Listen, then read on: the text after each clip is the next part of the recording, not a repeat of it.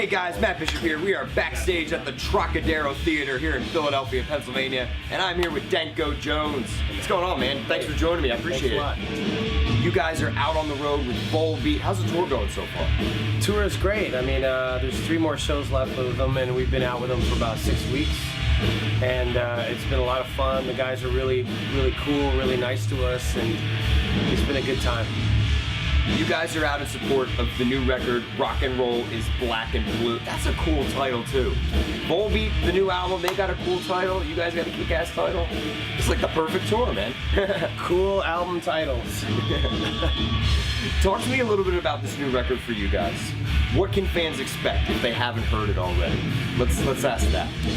Just another hard rock record. I'm really bad at selling it, but we're just a hard rock band. We just play hard rock music and put out hard rock albums. Try not to change the story on it too much. I think that's what the goal of every band should be, is to really carve out their sound and stick to it. At least that's how I feel. Do you guys ever are in the studio or writing and think to yourself, you know, maybe we should try and tweak something a little bit here. Maybe we should go for something different and kind of reach beyond our normal bounds? Well, yeah, but I mean, there's always parameters that, you know, we're not going to bring in a rapper or a symphony. That's pushing the boundaries, but we don't do that. But there's kind of an art to, you know, working within the confines of a sound that you've carved out for yourself and try to refashion that album to album and be distinct and make your sound be distinct. There's always this need and push by everybody around me to like, not within the band, but everybody else, that band should progress, or a band should push boundaries. I've always been I've just never understood that. I've always been puzzled by why people insist that bands should push boundaries all the time in the studio. The Ramones never did it, and neither did Motorhead, so I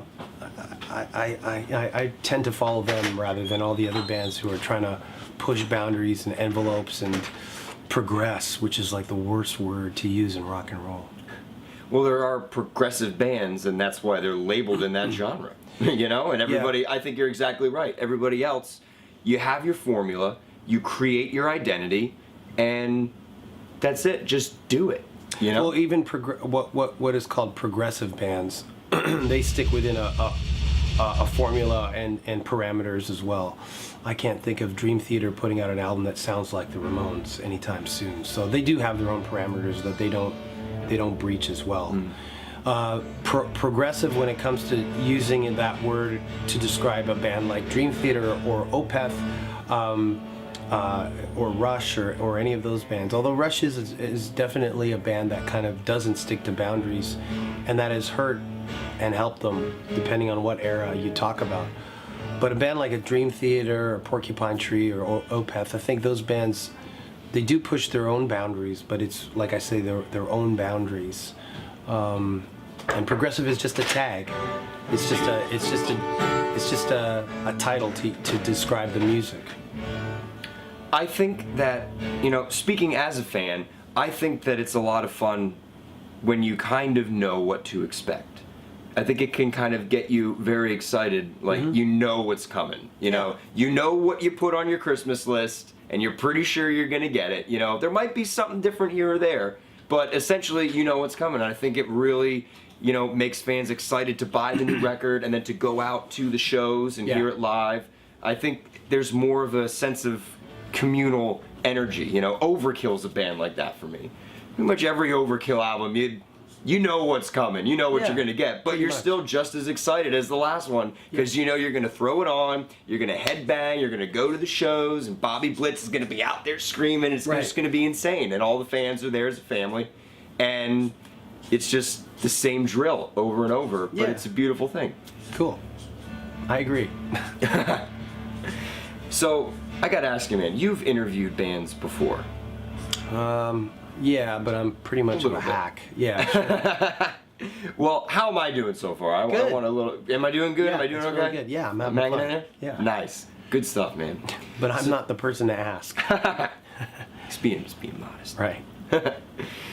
Coming up down the pike, festival season's coming up, the summer months. What do you guys got planned in the works, rolling into August and September and all the way through?